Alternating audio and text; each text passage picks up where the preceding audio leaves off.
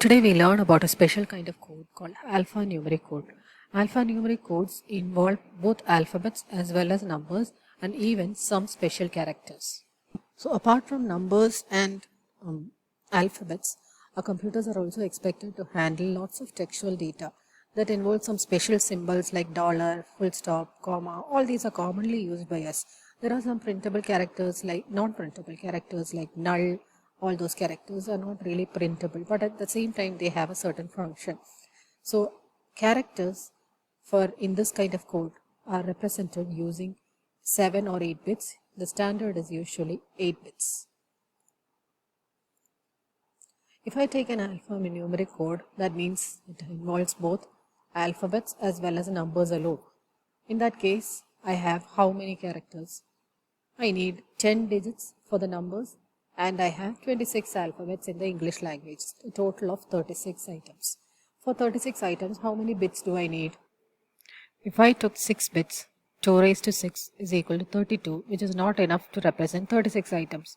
So I take 7 bits and 2 raised to 7 gives me 60 combinations. I don't need 64, but at the same time 32 will not suffice.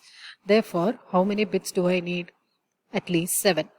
But these are not the only characters that are required to be displayed. For example, you take the keyboard. It uses alphanumeric code or the ASCII. The ASCII code is the code corresponding to each character on the keyboard. That means if you have numbers on the keyboard, there is an ASCII code corresponding to each number, unique ASCII code corresponding to each number. Similarly, you have a unique ASCII code corresponding to each alphabet, and you have ASCII codes for control keys like escape key. Nothing comes on the screen, but it does a certain function. That is why it is called a control key, and it has codes, unique codes for special characters like full stop, comma, etc. So every key is coded using a particular code called ASCII code. Okay. So this is a list of the ASCII characters here. You can see that from 0 to 31, that is the first 32 ASCII codes are not specified here, which means that they are assigned for control keys. You cannot write something graphical here, but they do a certain function.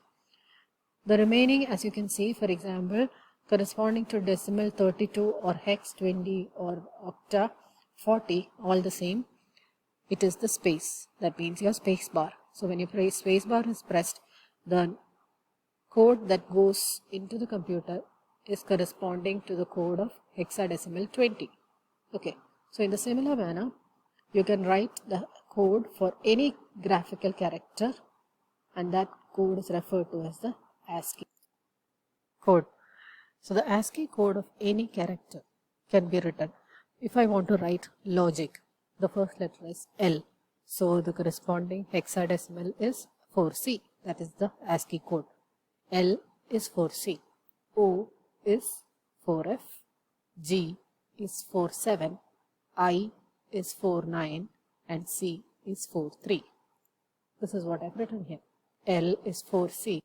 O is 4F, G is 47, I is 49 and C is 43. Of course, all these are in hexa. You can choose octa or binary. That is okay. So I write the total ASCII code as 4C, 4F, 47, 49, 43 in ASCII code. I can also write this in binary form, which means that 4 becomes 0010. Representation of 4C in binary. C is 12. 12 is written as 1100. Similarly, I can write 4F 0100. F is 1111. Again 47 0100 and 7 is 0111. 49 is 01004, 9 is 1001, 43 is 0100 and 3 is 0011.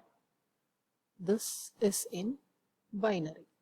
This is also possible in order to show the ASCII code.